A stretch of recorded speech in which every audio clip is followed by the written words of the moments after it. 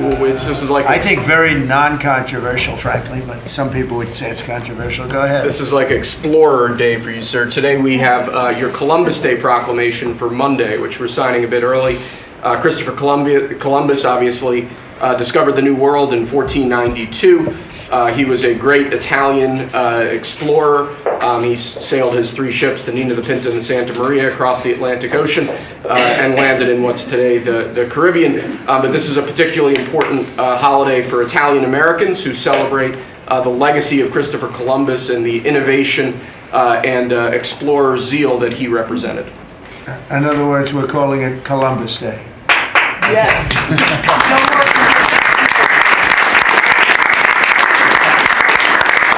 That was the press that broke out in applause. Can you believe that? I've never seen that happen before. The press actually broke out in applause. Good. Columbus Day. We're back. Columbus Day, we're back, Italians. We love the Italians. Okay. Thank you, Mr. Thank you. President. Great. Thank you very much. Have a good one, sir. So we covered Scandinavia and Italy. Not bad. Now for the rest of the world. So I want to thank everybody for being here. As you know, last night we reached a momentous breakthrough in the Middle East, something that people said was never going to be done. We ended the war in Gaza and really, on a much bigger basis, created peace. And I think it's going to be a lasting peace, hopefully an everlasting peace. Peace in the Middle East. We secured the release of all of the remaining hostages, and they should be released on Monday or Tuesday. Getting them is a complicated process. I'd rather not tell you what they have to do to get them. There are places you don't want to be, but we are getting the hostages back on Tuesday, Monday or Tuesday, and that'll be a day of joy. I'm going to try and make a trip over. We're going to try and get over there, and we're working on the timing, the exact timing. We're going to go to Egypt, where we'll have a signing, an additional signing. We've already had a signing representing me, but we're going to have an official signing.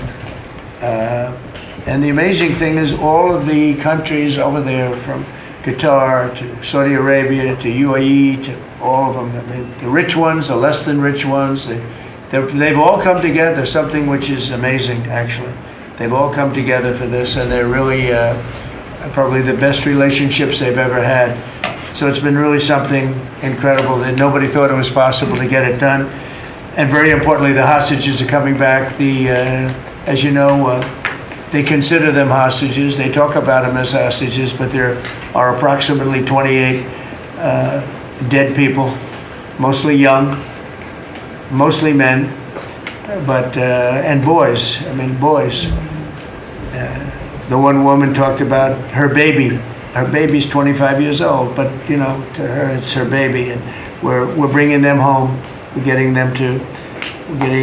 everything, and to those parents, the dead young man is just as important, as though this person were alive. It's amazing. I've never seen anything quite like it. I've been very much involved. I've never seen anything quite like it.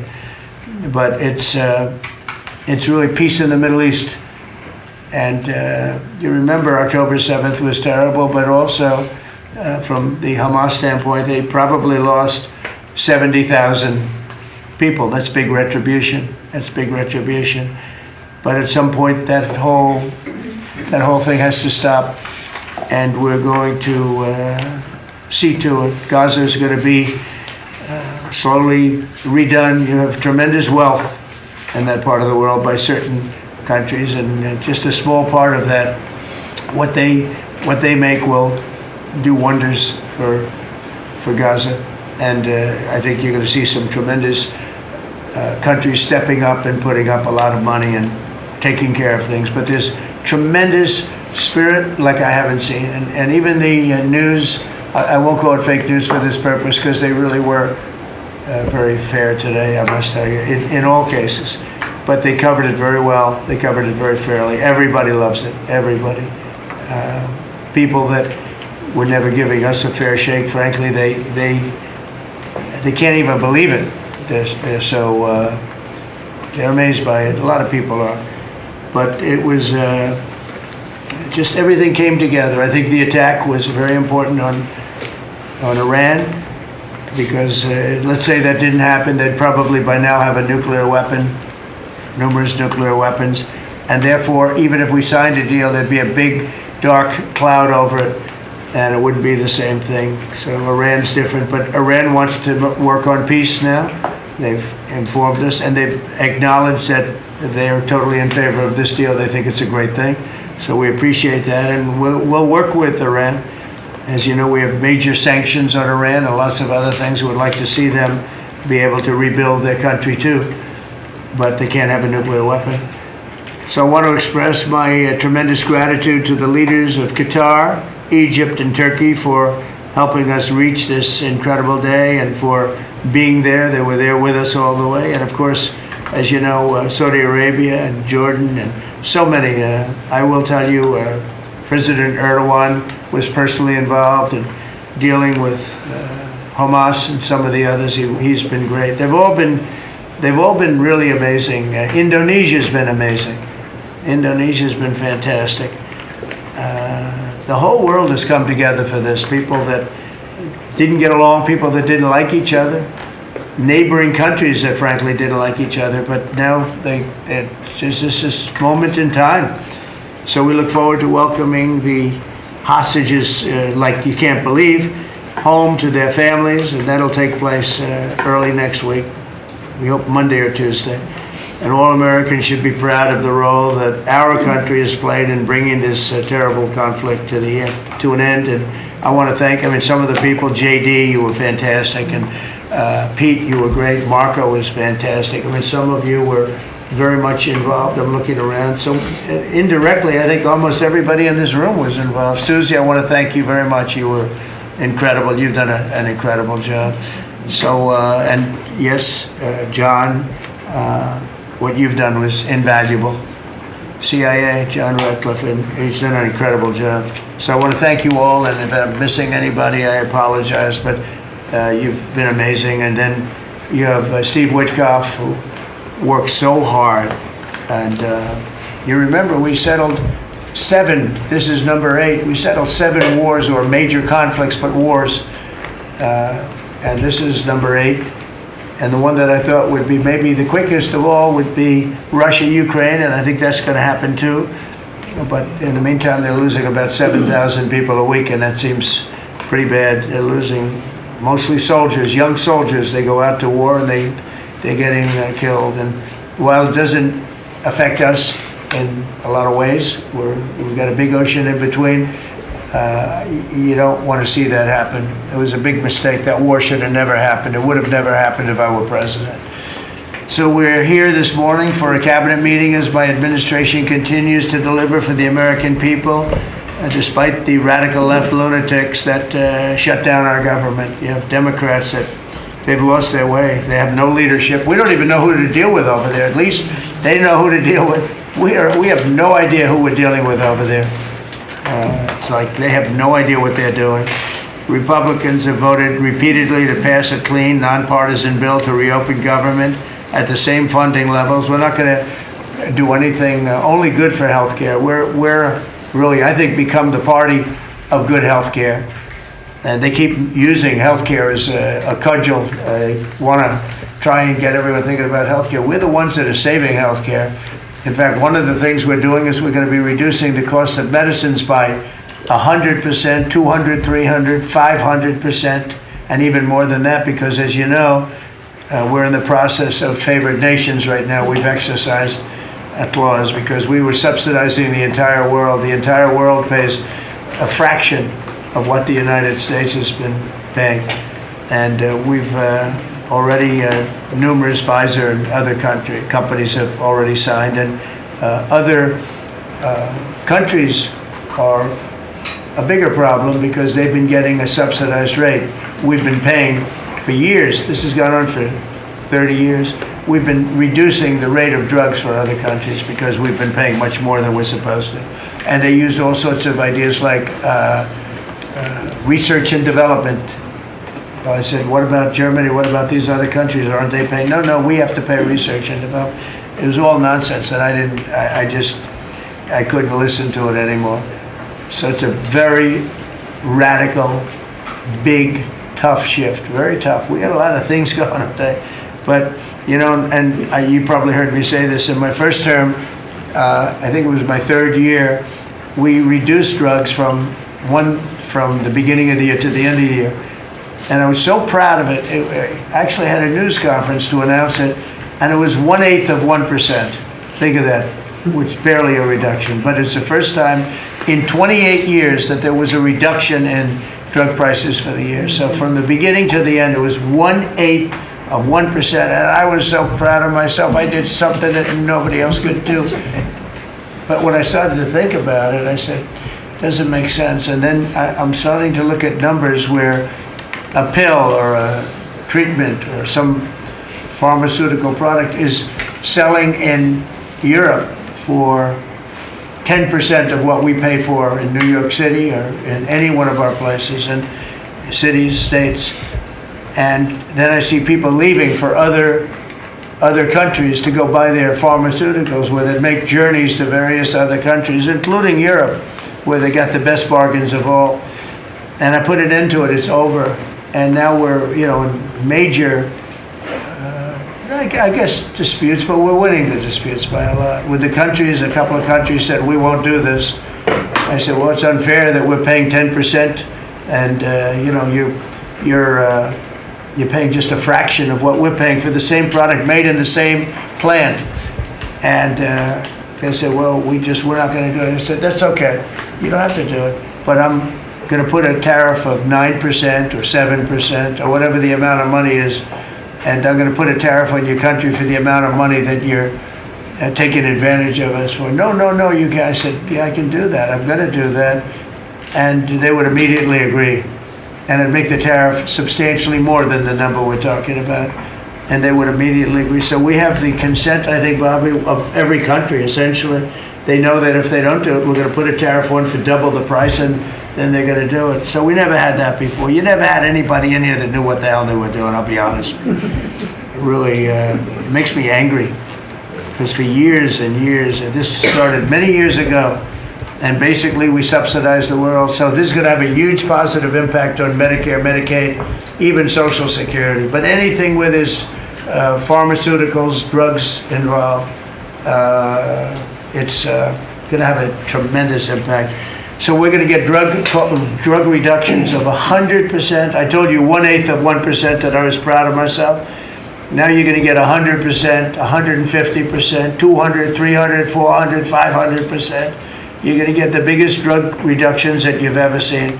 And they're already, I guess they're starting to kick in, but we've made deals with numerous companies and we're going for the full bore. We want whatever the price is. So that would mean that the world price, because the world is bigger than the United States, a lot more people, but the world price will go up a little bit and our price will come down a lot.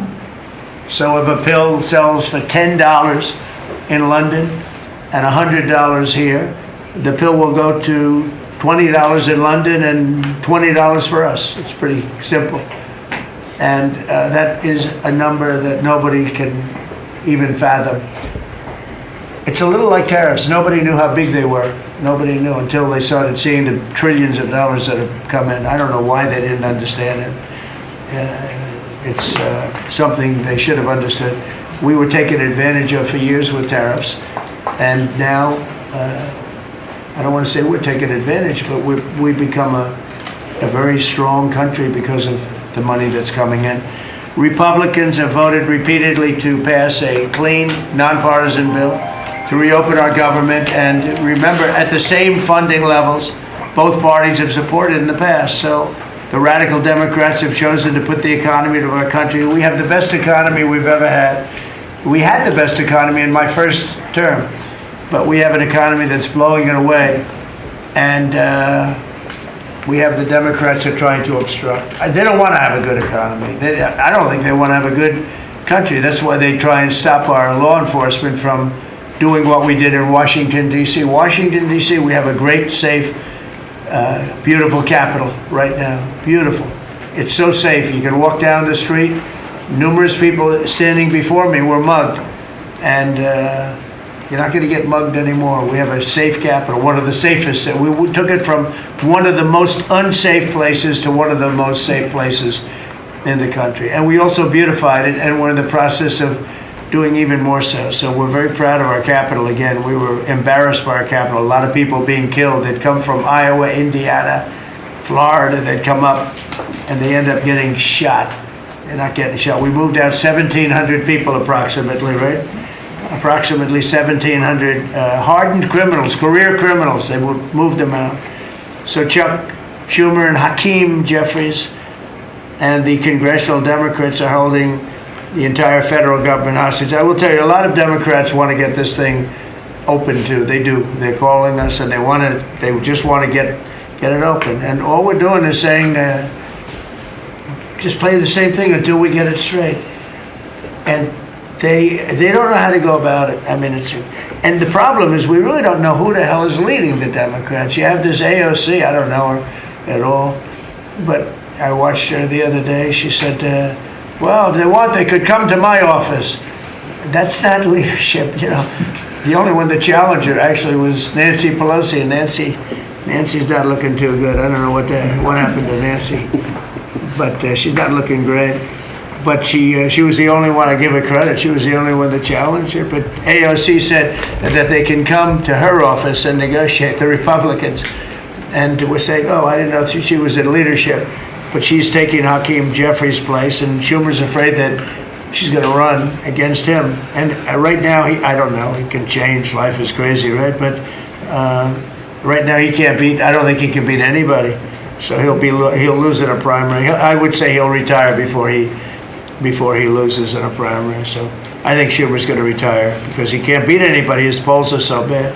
Meanwhile, the Democrat shutdown is causing pain and suffering for hardworking Americans, including our military, our air traffic controllers, and impoverished mothers, people with young children, people that have to live not the greatest of lives.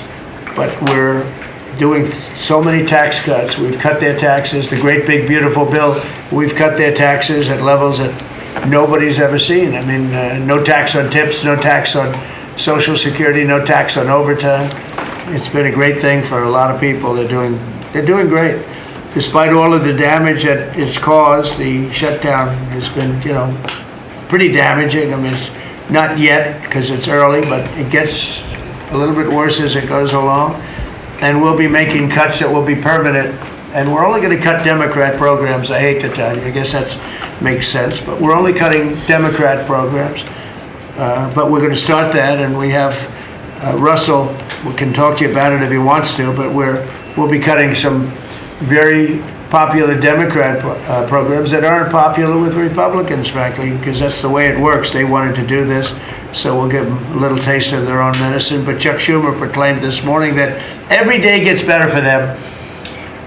No, every day it's actually getting worse for them.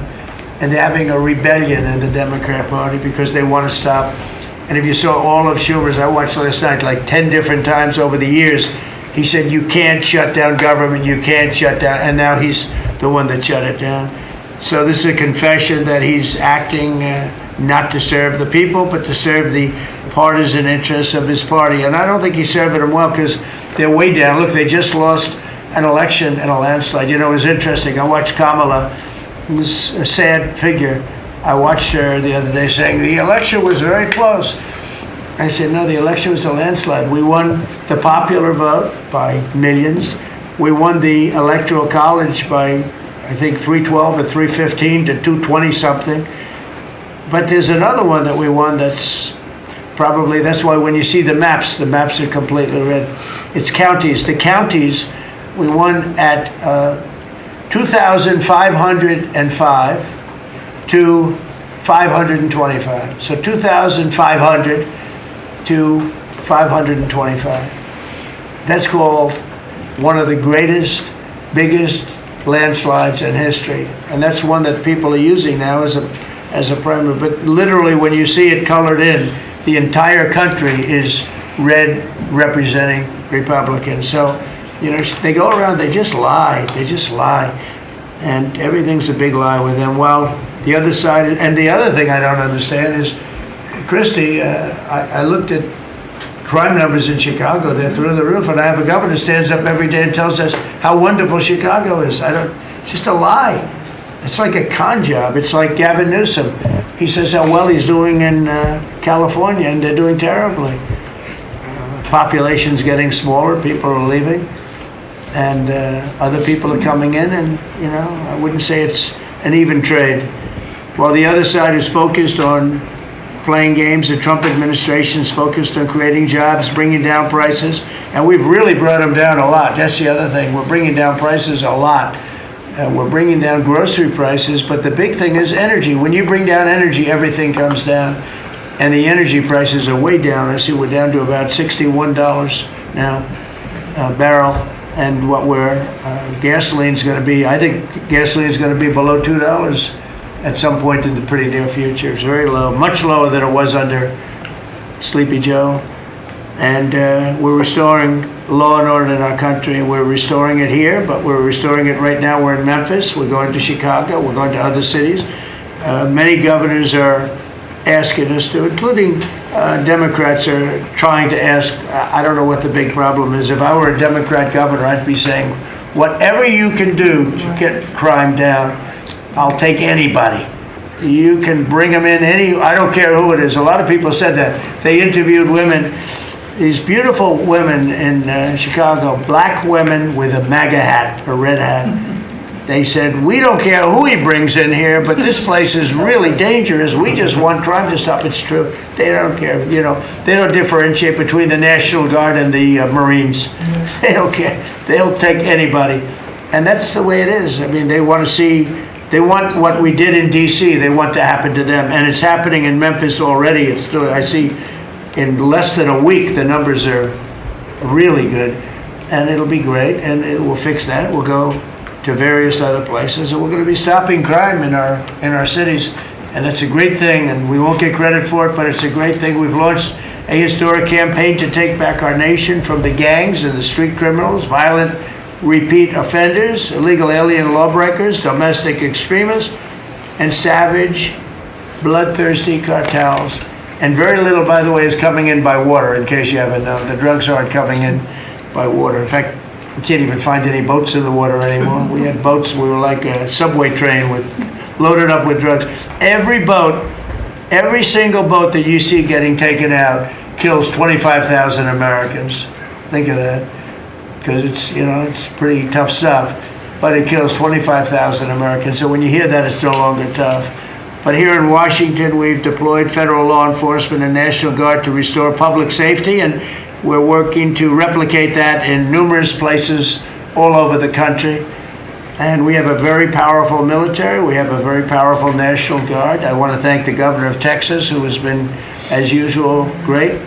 Governor Abbott, he gave us 400 troops without even a question. And we have other governors likewise doing what has to be done, because they know we have to confront crime. We're directly confronting the sinister threat of left-wing domestic terrorism and violence, including the terrorist group Antifa. You saw that yesterday. We had a news conference. Antifa's out of control in Portland and other places, but mostly Portland in the case of Antifa. And we had people that were really badly affected by them. It was terrible. So one of those things, but we're knocking the hell out of them. And we're looking for the people that are funding them, and those people are going to be just as guilty as the people that smack people over the head with a baseball bat. And I'd like now to ask Attorney General Bondi and Secretary Noem to discuss this a little bit and tell where we are.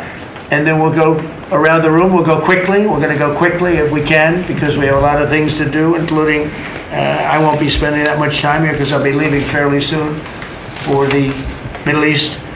And I'm very honored to be involved with that, I'll tell you. It's a great thing for our country. People are so happy about it. I've never experienced anything quite like it. I've never seen such universal praise for being able to do something. No, it's something that nobody thought was possible, and we're going to end up having peace in the Middle East. Who would have thought?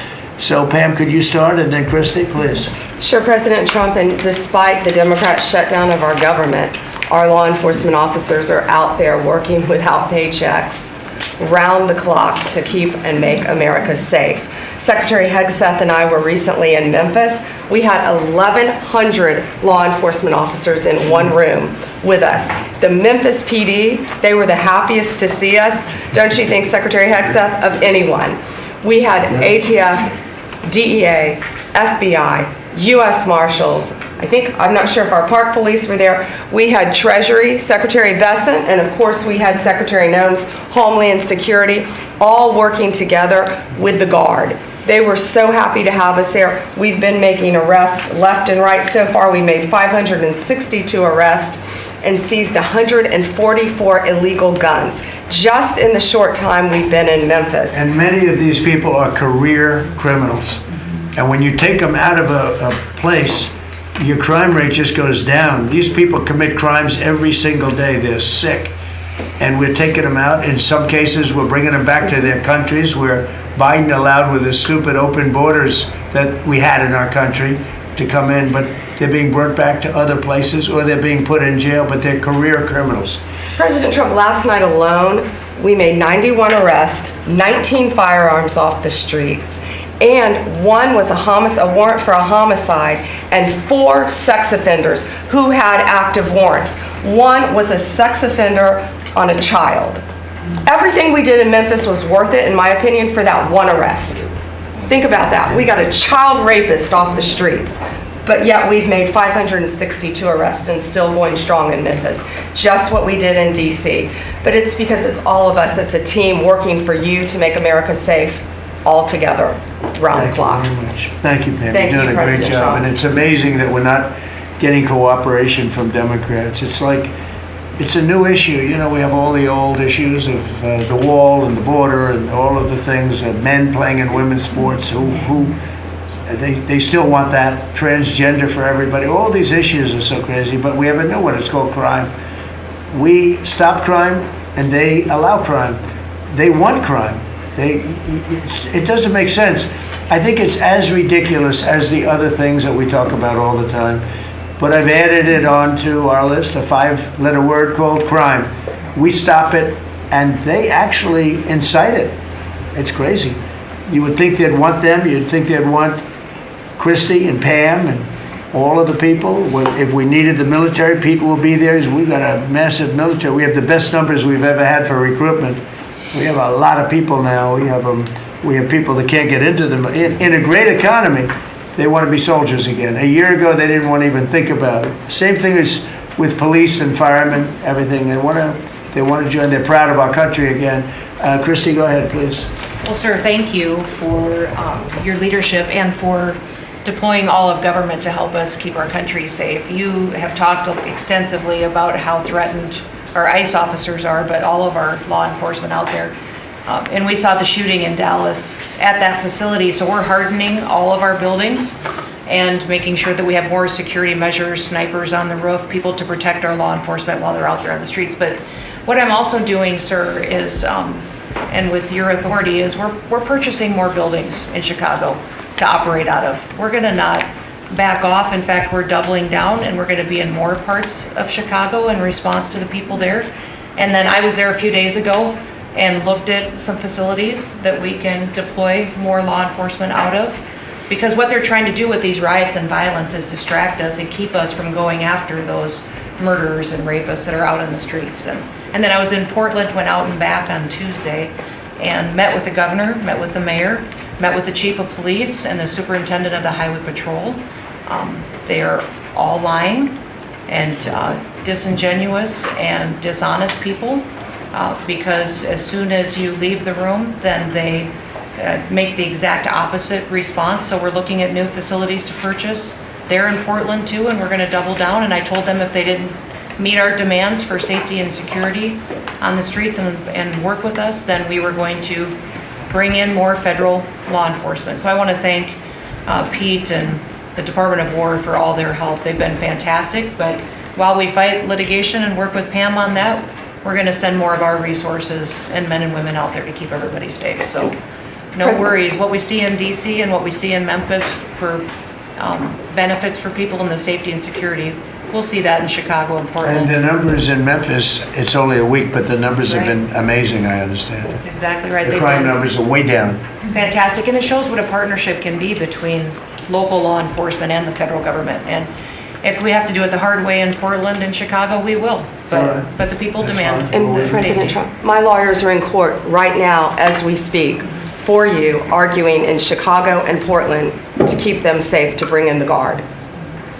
The government doesn't want it there, but we do. We're going to keep their citizens safe, thanks to The people you. want it. I don't understand the politics of it. I don't understand why Pritzker is trying to protect people that are They're more really scared of, bad. they're more scared of the anarchists that are on the street and the politics of it than they are of doing the right thing. I think they're afraid. Yeah, I yeah, think they're they're scared. threatened. They don't tell us, but I think Pritzker's threatened by people. There's no other reason that this could be possible, that they don't want to have a safe Chicago.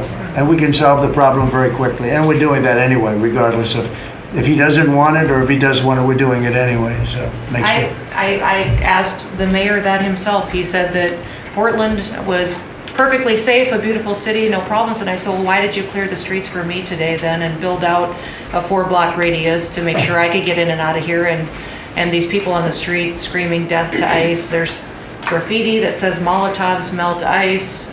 We have the guillotines. We're going to use them. The Portland's things that- almost different. It's like anarchists. It is. It really You know, is. it's really different than a lot It's of the awful. others. This is a sick situation, but those are anarchists. Those are people that want to overthrow government. They're really degenerates. And we're finding out who is supplying all of those beautiful signs and everything Well, else. Scott's been fantastic. His team finding the financial networks is great. That's what Okay, gives Scott, everybody. Scott will do that. That's easy for Scott. We got a great team, sir. That's good. How about we go to Marco? You can talk a little bit about what's going on and Well, go ahead. yeah, Mr. President. I don't know if one day perhaps the entire story will be told about the events of yesterday, but suffice it to say, it's not an exaggeration that none of it would have been possible without the President of the United States being involved.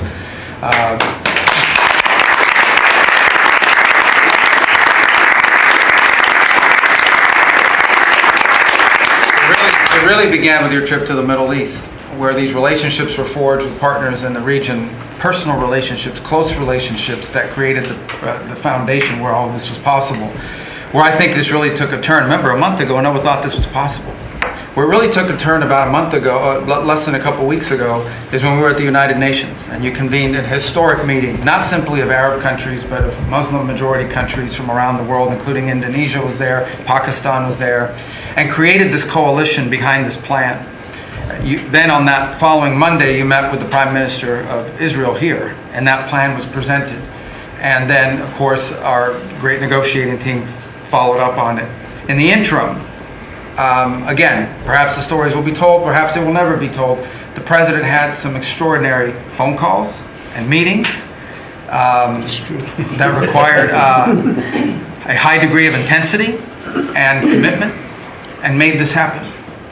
And I think what's important to understand is that yesterday what happened was really a human story. There's a geopolitical aspect to it, there's no doubt about it. It creates the conditions for Gaza to one day be a normal place again and people to have a better life and Israelis to be safe. But yesterday was a human story. And because of the work you put in, and honestly, not only is there no other leader in the world that could have put this together, Mr. President, but frankly, I don't know of any American president in the modern era that could have made this possible. Because of the actions you have taken unrelated to this and because of who you are and what you've done and how you're viewed. And this weekend, because of that, at some point very soon, we are going to see 20 living human beings emerge from the darkness into the light for the first time in 2 years. And that is because not only were you used the credibility and the power and the prestige of this office and the relationships you created, and you committed yourself to making it happen. And I think it will go down as a historic moment in the history of our country and something our country should be very proud of. That we have a president that's committed to not just peace, but to the human aspect of reuniting these families. My last point on this is just a couple days ago, Secretary Lutnick hosted us all, many of us, at the Kennedy Center. And we have these families, we've interacted with them for so many years, for 2 years now. And the stories are heartbreaking, both whose families are alive and those who are deceased as well, who want their relatives back so that they can complete the process of grieving. And it was, we had all hoped that perhaps that was the day that we would have an announcement for them on the anniversary of the 7th. But I know you were able to speak to some of those families last night. And I just hope the whole nation understands how incredibly proud they should be of their president and of their country for the role that they've played. And I don't want to let this moment pass, Mr. President, without also noting the incredible work of Steve Witkoff and Jared Kushner. They're an incredible team working together, facing some substantial impediments to even being there this weekend and doing it. Let me just leave it at that. And they've done a great job on your behalf, Mr. President. They deserve a tremendous amount of credit. But thank you for what you've done for the world. For the world. Thank you very much, Marco. I appreciate it.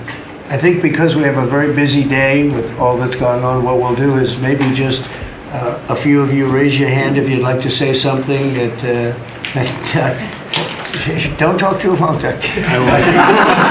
He's doing such a great job. So good that he could talk all day. That's the problem, right? But go ahead. And what we'll do is just take a few hands, and then we'll go back to getting peace done. Okay? We'll go a little bit quicker. We'll take a few questions from the press. Go ahead, please. President Trump, I just want to double down on what Marco was sharing. It's such a remarkable accomplishment. Agree that no other president could have done this, but what set the groundwork for you able to do that? When you took office on January 20th, you made a 180-degree turn in our military strength with Pete's leadership. You were the master class in peace through strength. So militarily, we've completely turned around. We've demonstrated that through execution against Iran and others, that we have force. We want to end wars, but we'll use power if we have to. And then secondarily, peace through strength is also the prosperity, having the strongest economy and being willing to wield the power of a tariff in addition to the military power to reorder the globe. Those two things that you're standing on, both economic power and military power, allowed these negotiations to go forward. And I think as you've described the importance of these economic negotiations and all the trade deals, but that also begins with another 180-degree turn, and that was the 180-degree turn on energy. You have used energy diplomacy to bring prosperity to the American people, and you've used it to bring peace abroad. The combination of those three things have been remarkable, and now we're seeing the remarkable result. And we got one more that I know you want to end with Russia and Ukraine.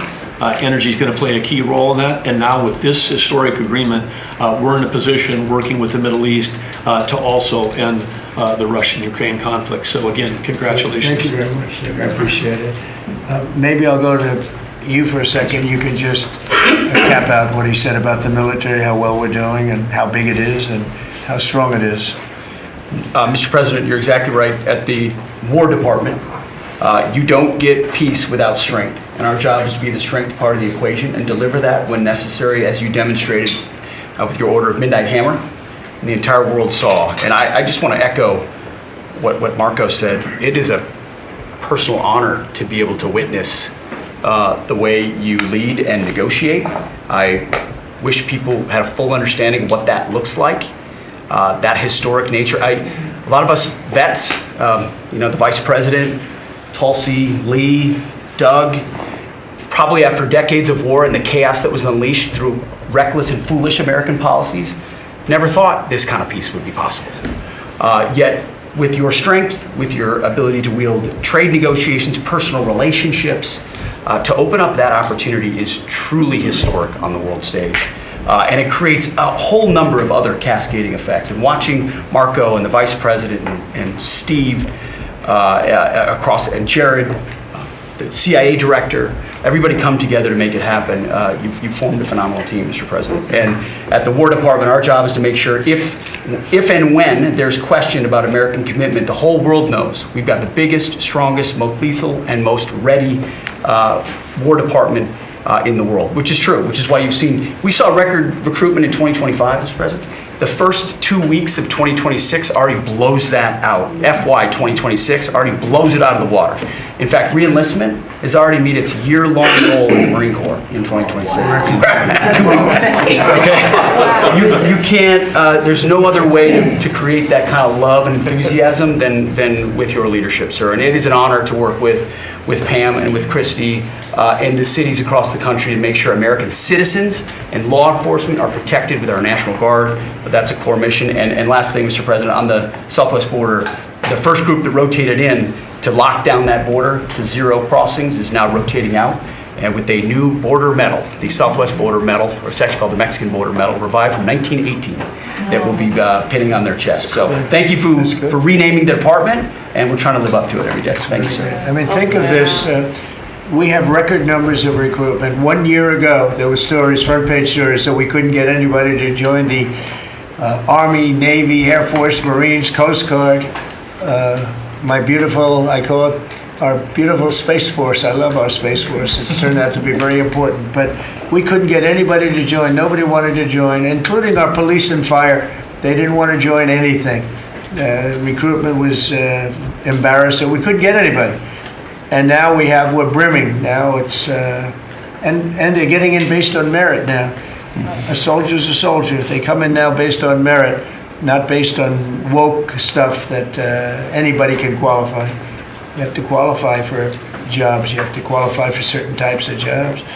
And it's amazing. So we were embarrassed a year ago. Think of it, a little bit more than a year ago. I think it stopped on November 5th. I think it really started, this all started on November 5th, the election day. But now everybody wants to be, and we have an overabundance, and maybe we should raise it a little bit. I don't know. I like that idea, sir. But we could raise it. But we have so many people want to join, and they're proud of our country again. JD, could I ask you to say a few words? Yes, sir. So just a couple of things. Mr. President, first of all, congratulations on yesterday. It was a big day to Marco, to Susie, to the entire team, but in particular, viewing it from this perspective where for months the fake news media attacked you, attacked the entire team, attacked your approach. You know, the definition of insanity is to do the same thing again and again, expecting a different result. The reason we're here is because the president actually charted a different course with a different team. He vested a lot of authority in Steve Witkoff in particular, and that's why we're here. It's because you did something different, and I think it's important to recognize that. I also think the president, you know, Marco mentioned the president's personal touch being a big part of this. The one thing I would say is obviously the president of the United States, a New York real estate billionaire, one of the most famous New Yorkers in the world, has a lot of interaction with a lot of people who are very pro-Israel. I think that was an important set of experiences and life experiences that he brought to the table. He also, of course, knew one of the most famous Palestinians in the world, Chuck Schumer, and I think without that background of knowledge, it would have been impossible to get us to this point. Second thing I would say, just on Chuck Schumer, the president mentioned this, that Chuck Schumer said this has been very good for us this morning about the shutdown. One of the things that we talked about before all the media came in, and that all of us are going to work on for the rest of the day, we've been working on for days, is how to make the shutdown as painless as possible on the American people. So while Chuck Schumer brags about this being good, and I think the president is right, it's not good for him politically as much as he might think that it is. It's causing real consequences for the American people. There's a low-income food program, the WIC program, that my mom actually used when I was a baby. That program is about to be underfunded and is about to get cut off because Chuck Schumer won't open the government. We have troops. The Secretary of War mentioned how well we're doing on recruitment. We're trying to figure out how to pay our troops because Chuck Schumer is shutting down the U.S. government. There are veterans benefits that are going to suffer. There are Americans that are going to suffer because Chuck Schumer refuses to do his job. So while we're all celebrating this incredible success that we've had on the world stage, the country could be doing so much better if Chuck Schumer did his job and opened the government. Every single Republican, except for Rand Paul, has voted to open the government. A few moderate Democrats, to their credit, have voted with us to open the government. We just need 5 more Democrats to come to their senses and let the people's government serve the American people. I hope that they'll do that. Thank you. Thank you, sir. Chris, please. Yeah, to follow up on that point, Mr. President, the Democrat or Schumer shutdown did not begin 8 or 9 days ago. It began 8 or 9 months ago with your inauguration. For the first time in American history, every Senate confirmed appointee who are our deputies to run our department, every one of them has been filibustered. One of the critical parts of my department is the National Nuclear Security Administration. It maintains, manufactures our nuclear weapons and our engines for nuclear submarines and nuclear aircraft carriers. We are a key supplier to Secretary of War Pete Hegseth. They filibustered, the Democrats filibustered the leader, the administrator of the National Nuclear Security Administration, would not let him come into my department until the Republicans 2 weeks ago changed the Senate rules so they could confirm him and we could have a leader. They filibustered the leadership, now they're filibustering the funding. In the next 6-7 days, we're going to run out of funding, and the retooling of our nuclear stockpile, the ultimate guarantor of our sovereignty, is going to be underfunded, and we're going to have to slow down and creep to a crawl these efforts. Just incredibly irresponsible for Schumer to worry about his own reelection and not the 340 million Americans that count on the efforts of our military and all of our departments. It's truly offensive, and we need to bring it to an end as soon as possible. Let's open the government Thank you back very up. much. And you're doing a great job. Thank you very much. Bobby, did you want to say something? You got a lot of things happening. A lot of things. A lot of very positive things, actually. Mr. President, I'm glad you're getting bipartisan accolades on the Mideast Peace Agreement. You should also get bipartisan accolades on the MFN agreement. It is a historic agreement that's going to benefit every hardworking American. It's going to lower the price of drugs for every American. By the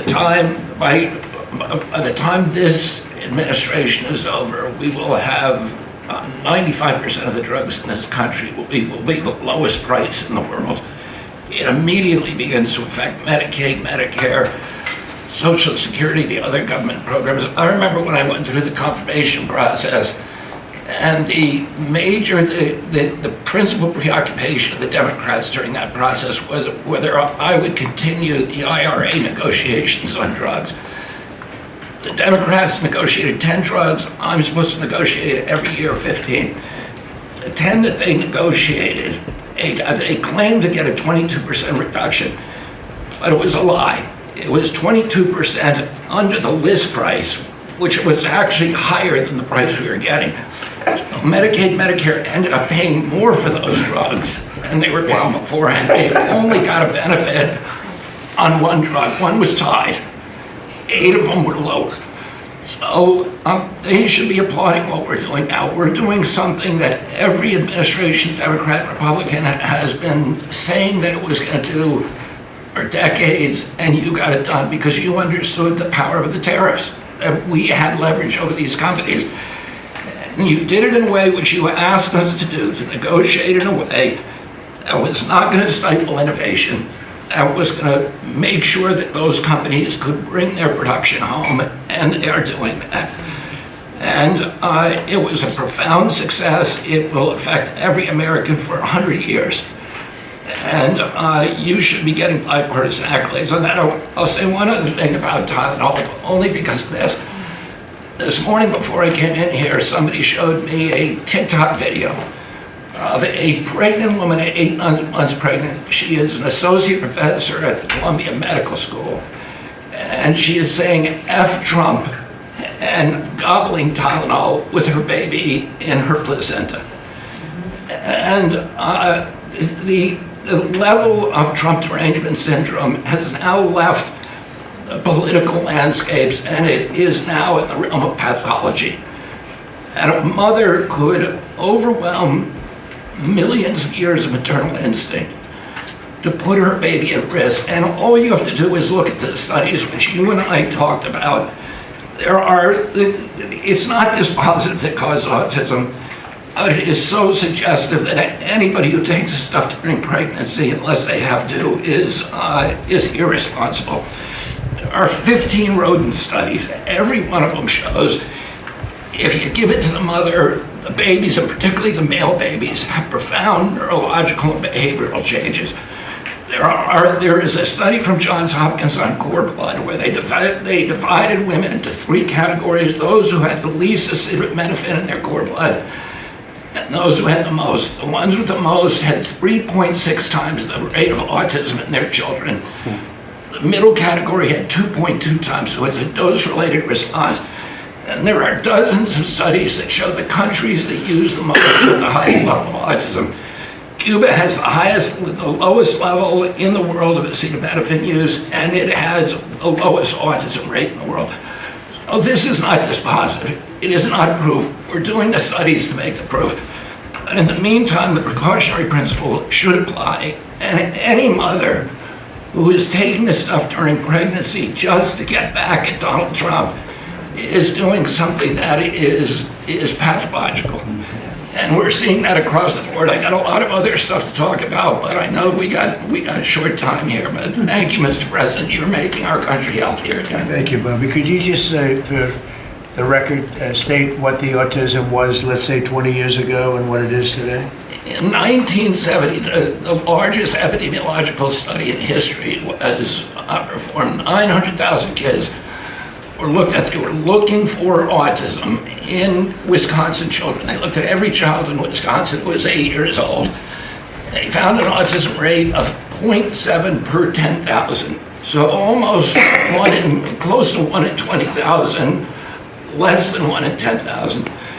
Today, the autism rates are nationally 1 in 31, but it's actually much worse than that because California, which has the best collection system, reports an autism rate of 1 in every 19 children, 1 in every 12.5 boys. This is a national security issue. There is nothing more important, and I'm grateful to you, Mr. President, because you know the flack that you take for talking about this issue. You've shown courage and you've shown leadership, and I can't thank you enough for letting me do this work. Thank you. So think of that, 1 in 20,000, and now it's 1 in 12 for boys, 1 in 18, 19 for girls. So obviously there's something that's artificially, I think, induced, something, whether it's the vaccines in terms of these massive vaccines that are twice the size of a jar like that, of a glass of water like that, I mean, into a baby's body. And I've suggested get them in doses, get them in, maybe 20%, 30%, but smaller, not such a big. I think, that. Then we had certain recommendations, the MMR, take them separately. The measles is already separate now, and it works out much better, but there doesn't seem to be any impact if you take it separately. If you take it as a combination, it's not so great. And some other things, but I would say don't take Tylenol if you're pregnant, and when the baby is born, don't give it Tylenol. If you can avoid it at all, just don't give it Tylenol. I'll say this. Really, also. what do you have to lose? You really don't have much to lose. Yeah, go ahead. There's also there's many other confirmation studies. There's 2 studies that show children who are circumcised early have double the rate of autism. It's highly likely because they're given Tylenol. So, none of this is dispositive, but all of it is stuff that we should be paying attention to. But, there's a tremendous amount of proof or evidence, I would say, as a non-doctor, but I've studied this a long time ago. I met Bobby in my office 20 years ago. We were talking about the same thing 20 years ago. And I was a real estate developer. It bothered me that it seemed to be getting worse, but it's so bad now when you hear these numbers. It's not even really sustainable. I don't know how people do it, but there is some very strong evidence on Tylenol. In fact, at one point, I guess the company gave a warning. They still don't recommend it during pregnancy. That's the weird thing. They're not recommending it, and that's the company itself. So just don't take it. Don't take it. If you're a woman, don't take it, and don't give it to the baby when the baby's born, and I think that's going to have an impact. But I'd also get the shots in smaller doses. There are a few things, we gave a few things that just seem to be, and I think you'd get that number way back up. Think of it. You have 1 in 20,000, and now it's not even believable when you think that 20,000 drops to 12 children. So that's induced by something that's given or taken, and it should be able to be stopped. And you were talking about the Pennsylvania Dutch, you were talking about the Amish, where they don't take any of this stuff, and they have virtually none, right? They have no autism. So we're doing something very bad. Somebody's been given some bad things. Other countries, by the way, we have 82 vaccines that we give simultaneously. And I'm a vaccine believer, by the way. I believe in the polio vaccine. I believe in a lot of vaccines. But when you give 82 vaccines in a shot to a little baby that hasn't even formed yet, it's a lot of vaccines. And in Japan, they give a much smaller number. In Germany, they give a much smaller, like 28 vaccines. It's a lot too, but 28 is a lot different than 82.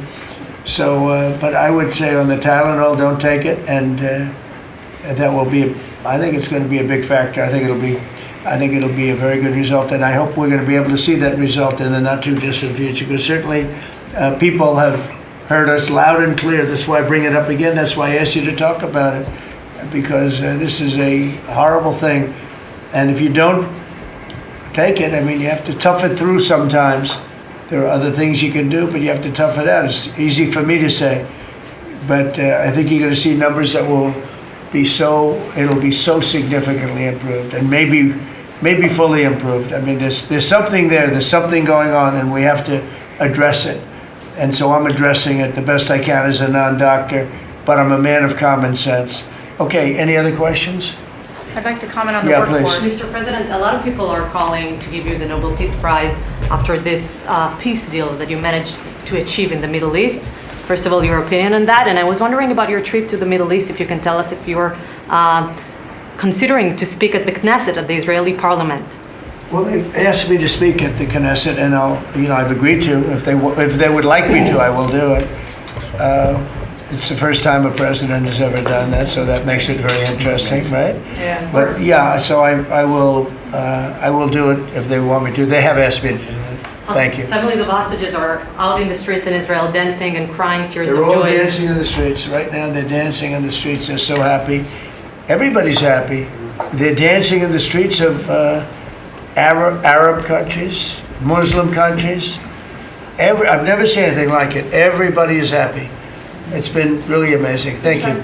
President Trump, on the international peacekeeping force that's going to deploy to Gaza soon, do you expect that Pakistan, Turkey, other countries to contribute forces? Has that become firmed up? And also on the shutdown, it seems like in the House there's a majority support for a temporary extension of the Obamacare subsidies, perhaps minus the funds for illegal immigrants. Is that how you see the deal to end the shutdown happening? Well, I see the deal just getting extended as we continue to talk, but we're willing to pay because we're paying. It's very simple. We're paying. And the Democrats are the ones that caused this problem, and it's a big problem for them. And they have a lot of break in their ranks. But so I see that. I think that'll get worked out. But we want to get back before we do this. We don't want to have a gun held to our head. We don't like that. And the public doesn't like it either. So we want to get back.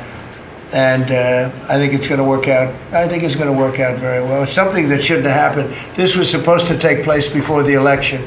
This was supposed to take place on September 28th before the election. We shouldn't even be talking about this right now. This is actually something that shouldn't have even happened. Yeah, please. Mr. President, looking ahead, what guarantees Hamas disarms and that Israel doesn't resume bombing once the hostages Well, are the first released? thing we're doing is getting our hostages back, okay? And that's what people wanted more than anything else. They wanted these hostages back that have lived in hell like nobody has ever even dreamt possible. And after that, we'll see. But they've agreed to things, and I think it's going to move along pretty well. But what is phase two? When does it I'm not going begin? to talk about that because you sort of know what phase two is, but there will be disarming, there will be pullbacks, there will be a lot of things that are happening. I gave you a whole list of 22 different things that will take place. And I think it'll take place, and I think you're going to end up with peace in the Middle East. But we have to get our hostages back. And we weren't going to do it at the end. We're going to do it at the beginning. We said we want them at the beginning. We're not doing it. We got the hostages back. We did, as a group with Steve and Jared and Marco and me and all of us. We got the hostages back. We got many of them back. Many, unfortunately, were dead. But we got many back that are now living with their families, with their parents in many cases, and with their husbands, families, wives. Many of them, they celebrate all over. They're the ones that are celebrating the loudest. They're all over. There are a lot of them that we got out. But the last 20, and I always said the last ones are going to be the most difficult. But it's been a very big deal getting the hostages out. But the rest is going to take place too. And can you promise Palestinians they will be able to stay? Well, they know exactly what we're doing. We're going to create something where people can live. You can't live right now in Gaza. The place it's a horrible situation. Nobody's ever seen anything like it. So yeah, we're going to create better conditions for people. Yeah, please. Mr. President, what kind of security guarantees is the United States going to make for Gaza? Well, we're going to work with very wealthy countries that love people, frankly. I know them very well. They love people, but they love Arab people, and they love Muslims, and they love, I think right now they love everybody, and they're immensely wealthy, and they're going to be involved in putting up money, and for them it's a small amount of money. For somebody else it's a large amount of money, but you know, these are the wealthiest countries in the world, and they'll be very much involved in making it as good as possible. And what's your take now on a two-state solution, sir? Just to follow up on that. What is your view now on a two-state solution for the... I don't have a view. I'm going to go with what they agree to. Mr. President, given that there are some tough provisions for Israel in this agreement, are you at all concerned that Bibi Netanyahu may not continue in his post? He may be deposed. That Bibi may go a little bit out of whack? That he may no longer be prime minister when this is over? Look, that's politics. It could be. I don't know. I think he's very popular right now. He's much more popular today than he was 5 days ago, I can tell you. Right now, maybe people shouldn't run against him. 5 days ago, it might not have been a bad idea. No, Bibi's become... This has been a very good thing. I don't think he did it for that reason, okay? But I think just looking as an analyst would look at this, I think Bibi should be very popular right now. Yeah, please. What will happen if Hamas says that it cannot locate or was not able to find all of the deceased hostages' bodies within the time frame? Well, we'll have to see. I think that's going to be, it's largely been answered. We know where most of them are. Actually, the bodies are a bigger problem because some of the bodies are going to be a little bit hard to find. It's a terrible thing to discuss even, but you understand, we're all people, we're grown-ups, we understand life. Nobody can understand this though because this could have taken place, but we have the hostages for the most part, and so I don't think it's going to be overly big. The situation with the bodies, you know, they say 28. Some are going to be a little bit hard to find, but we're going to do the best we can. Yeah, please. If they don't find them within the time frame. Please. Thank you, sir. Regarding Jared Kushner's role in the negotiations, can you explain a little bit about why he came on at the last minute? And then in regards to the WIC program that the Vice President mentioned, do you know when the funding that you promised through the tariff revenue will actually go through to communities? Because there's reports that WIC providers are actually starting to close down today. Well, okay, let me just answer the Jared. So Jared's a very smart guy. He did the Abraham Accords. As some people say, the Abraham, which I love the way that sounds, but he did the Abraham Accords. It was a great thing. 4 big countries joined. If I were president, if the election would have been a correct election, which it wasn't, you'd have every country in there. Maybe even Iran would have been in there, frankly. But you'd have every country. And now, by the way, that's going to be filled up rather quickly. People want to join the Abraham Accords. And I put Jared there because he's a very smart person, and he knows the region, knows the people, knows a lot of the players, and the combination of him and Steve Witkoff and Marco and Cooper, who is, as I hear, has been fantastic, and others that were involved. JD was very much involved. I mean, we had a very smart group of people working. We had a lot of different players, different countries, and very diverse countries, very different from each other. They had certain things in common, but they had a lot of things, mostly things that were not at all common to their countries. So we had a very smart group of people. These are high IQ people. Okay, you know, I talk about how many low IQ people we have in our government. We got some real low ones, but some shockingly low. But these are very high IQ people, and that's what we want. I like high IQ people. Yeah. Mr. President, thank you. Can I ask you about the China? You're meeting with President Xi. The Chinese have now set to put in new export controls on rare earth minerals, and they've stopped buying soybeans from the U.S. What do you hope to get out of that meeting now with President Xi? Well, we'll see. I mean, I just heard this a little while ago before we came in, so I haven't been briefed on it. The export. I mean, look, we have the ultimate export. We have import, and we have export. We import from China massive amounts, and you know, maybe we'll have to stop doing that. But I don't know exactly what it is. Neither do you, neither does anybody. It's a little bit soon. I just heard about it. So Scott and Howard will figure that out, and I'm sure we'll be able to handle it. Can I ask you about the soybeans? What is the plan to help farmers? Is it direct checks? Is it tax? Have you sorted that out yet? Well, what happens with soybeans is we're going to see more and more, I think, opening up. And part of the reason that we'll be he's got things that he wants to discuss with me, and I have things that I want to discuss with him. And one of the things is soybeans. I had a great deal with China where they would buy $50 billion worth of our farm product and manufacturing and other things, but farm product. And it was going along well. Then when the election turned out to be a rigged election and we had the wrong guy get in there, he didn't do anything about it. I used to call up President Xi every 2 weeks, or I'd call up people in China, say, you got to keep going, you're not buying the amount that you agreed to. And this went on for, ever since we signed the agreement. It was a great agreement. So they used to do 15 billion, and I got it up to 50 billion, 50, and it was great.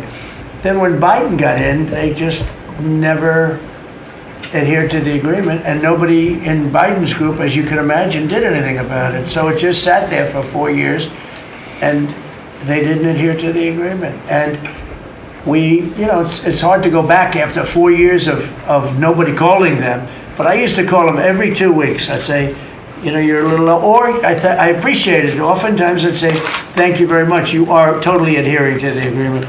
But we had an agreement, they would buy $50 billion worth of our product, mostly farm product. And remember I said to the farmers, buy larger tractors and more land. And that's exactly what happened. They did well. But we do suffer. I'd like you to discuss that maybe for a second, Brooke. Sure. Very quickly, by the way. Yes, sir. But would you just talk about how Biden let us down? Biden, every single thing, every problem the farmer has is because Biden didn't do anything for 4 years. Go ahead. No, I think that's right. This president has been unequivocal in his support of the farmers. First of all, in term one, we worked on it so hard and opened up markets, but especially this term. But here's what everyone has to understand. The farm economy is in a very uncertain time. But that isn't because of the current trade negotiations, although certainly the China part is part of that. But we inherited a slew of issues. First of all, as the president said, when we left Trump 1, we had an agriculture trade surplus. When we came back for Trump 2, it was a $50 billion ag deficit. That isn't everything, that's just agriculture.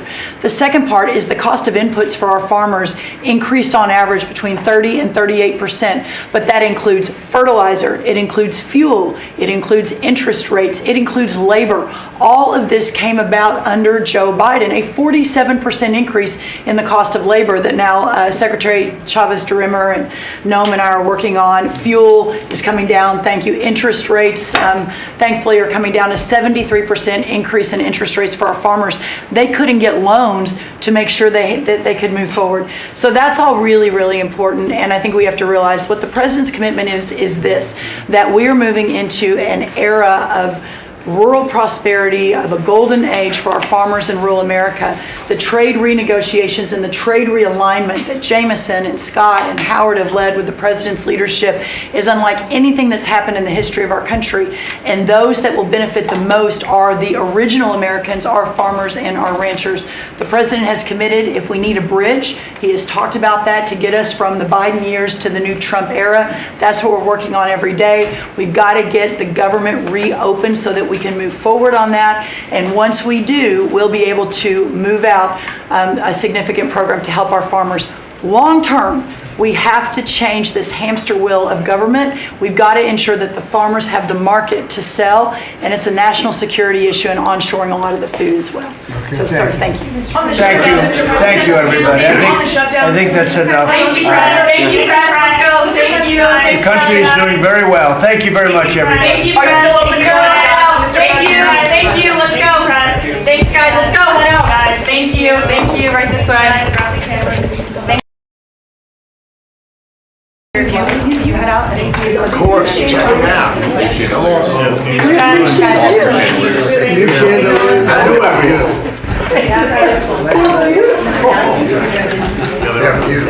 You